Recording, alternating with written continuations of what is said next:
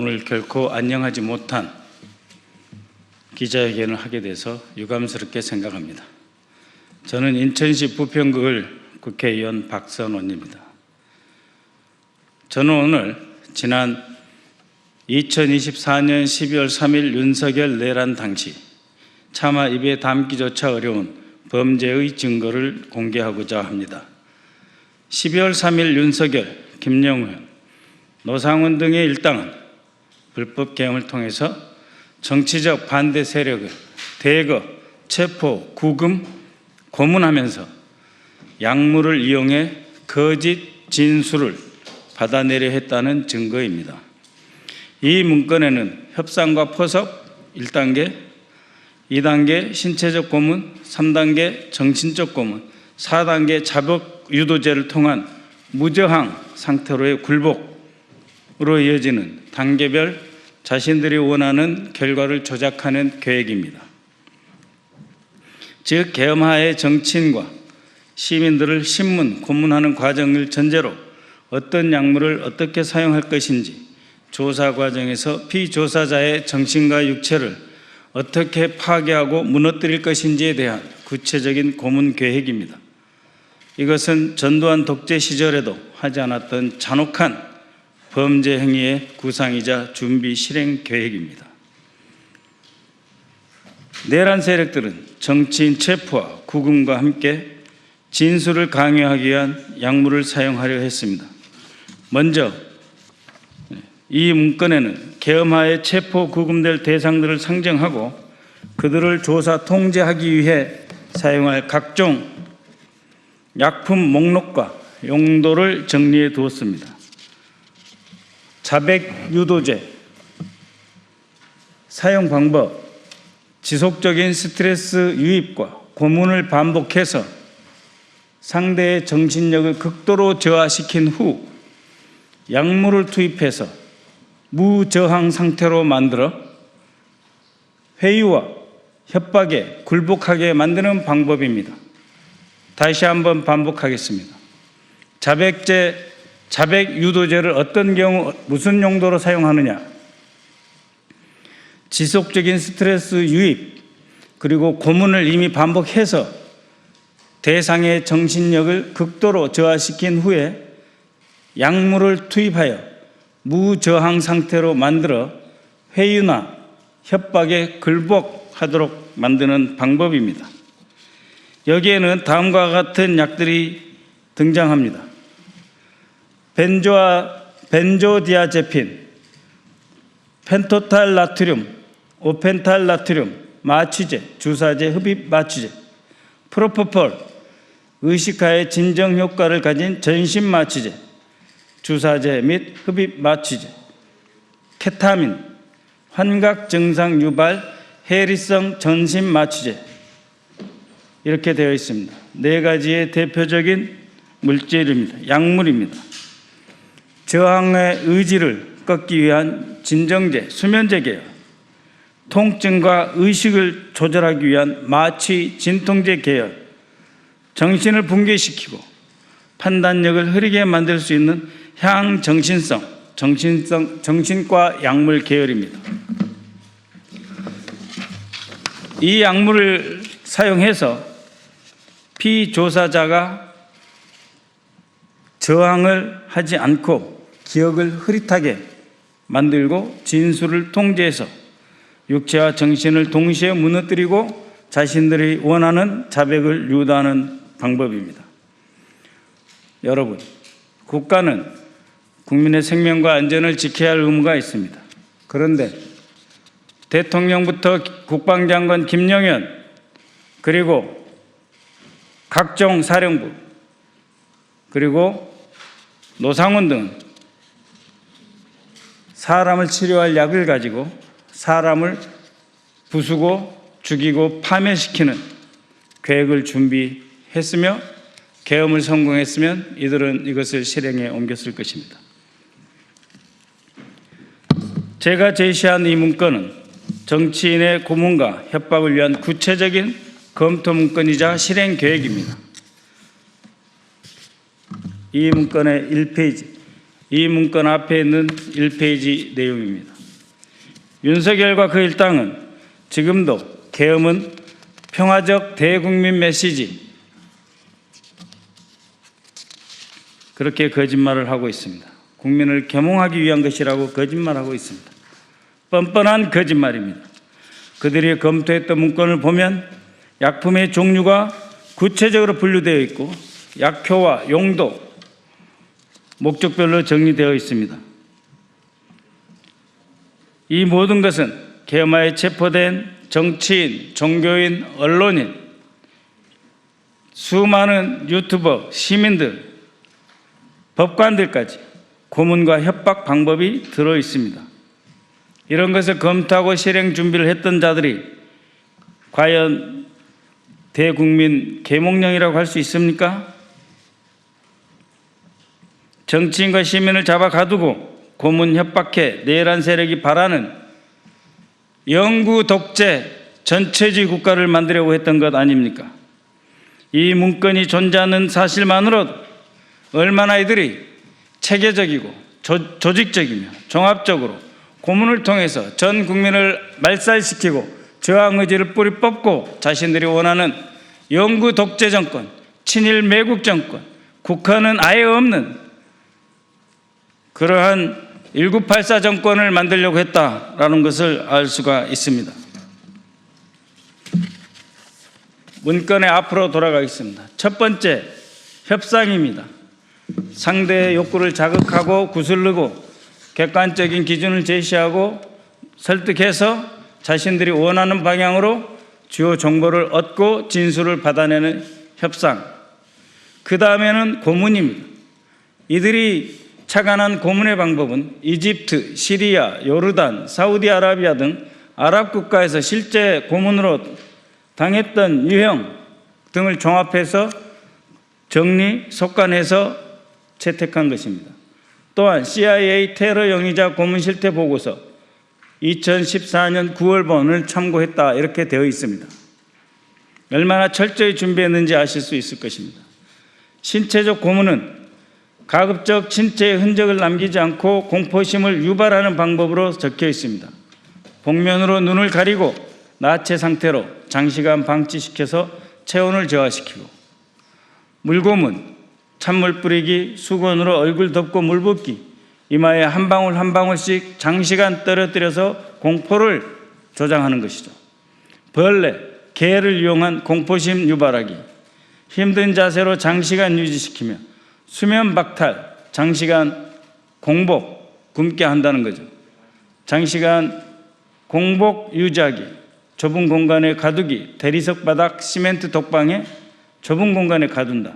감각 이탈, 낮은 온도, 밝은 조명, 매우 큰 소리와 함께 감금. 정신적 고문은 인간의 심리적 취약점을 활용하여 굴복시키는 방법으로 되어 있습니다. 고독감을 느끼도록 사회활동과 격리시켜 독방에 감금하고 외부 소식을 차단한다.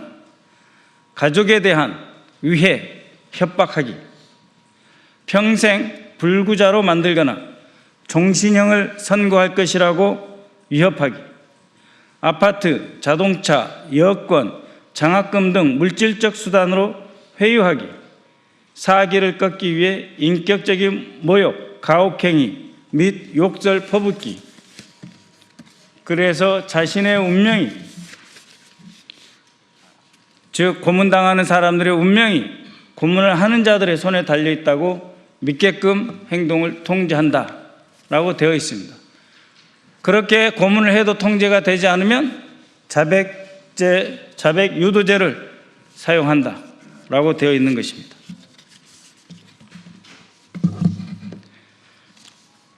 몸과 상처를 외형적 흔적을 최소화하면서 피해자의 공포와 고통을 극대화하는 방식의 고문을 체계적으로 정리한 것이 신체적 고문으로 되어 있습니다. 두 번째가 정신적 고문입니다. 여기서 저희가 무엇보다도 분노를 금치 못하는 것은 가족에 대한 위해를 협박하는 방식입니다. 본인만이 아니라 배우자, 자녀, 부모에게까지 해를 가하겠다고 위협해서 인간이 가진 가장 깊은 약점을 정면으로 노리는 것입니다. 가족에 대한 위해, 즉 혈육을 위협하는 것이죠. 네가 버티면 가족이 다친다는 공포를 주어서 자기 가족보다는 가족을 지키기 위해 거짓 진술이라도 할 수밖에 없도록 극단적인 심리 상태를 만드는 것입니다. 평생 불구자 종신위협, 어차피 내 인생 끝났다는 체념을 유도해서 권력이 원하는 대로 고문자와 위에 지시하는 상급자의 원하는 방향으로 굴복을 이끌어내는 전형적인 정신적 고문입니다. 그리고 집, 자동차, 장학금 등 물질적 회유도 들어있습니다. 고문하고 패고 하다가 마지막에 자백만 하면 앞으로 너의 살 길은 열어주겠다 하는 것이죠. 그렇게 해서 죽음과 같은 고통 속에 개냘픈 희망을 발견하고 그것을 부여잡고 거짓 진술하게 만드는 것입니다. 인격적 모욕과 가족을 향한 비하, 욕설, 퍼붓기, 그래서 너는 더 이상 사회 가치가 없는 존재다 라고 하는 자기 혐오를 심어 저항 의지를 꺾는 것입니다. 결국 이런 것은 조사를 받는, 고문을 당하는 사람으로 하여금 스스로 생각하고 선택하는 능력을 없애고 시키는 대로 해야 산다는 학습된 무력감에 빠지게 하는 것입니다. 자백 유도제에 대해서는 쭉 설명을 했습니다만 대표적인 약물에 대해서 4가지 정도이기 때문에 간단하게 설명을 하겠습니다. 벤조디아제핀, 이것은 저항 의지를 떨어뜨리고 새로운 일을 기억하는 능력을 떨어뜨려서 전향성 기억장애라고 합니다. 사람을 멍한 상태로 만들어 수능적인 상태로 이끌어내는 것입니다.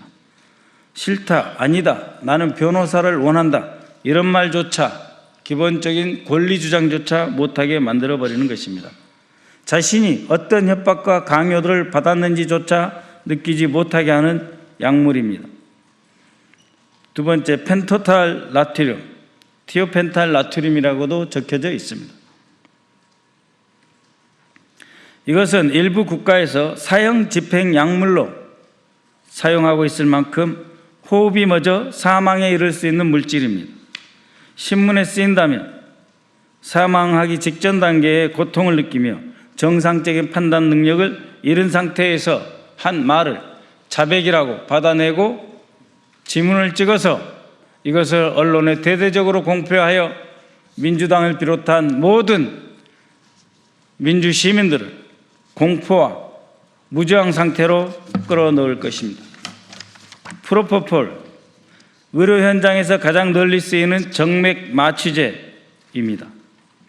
이것을 신문할 때 사용한다면 피조사자는 스스로 말하는 것 같지만 실제로는 판단 능력, 저항 능력이 떨어진 상태에서 유도 질문과 협박에 휘둘리게 되어 있습니다. 케타민, 환각 증상을 유발하는 것으로 무슨 일이 실제로 일어났는지와 약 때문에 꿈을 꾸는 악몽인지 경계가 무너지는 상태에 빠질 수 있고 이후에도 악몽, 플래시백 같은 후유증이 남을 수 있습니다. 육체적 고통을 넘어서 사람의 정신을 근본적으로 붕괴시키는 고문 유도제, 자백 유도제인 것입니다. 이러한 약제들은 모두 향정신성 전신마취제로 평상시에는 엄격한 관리와 전문의의 처방이 필요하며 극소량으로 사용되는 것입니다.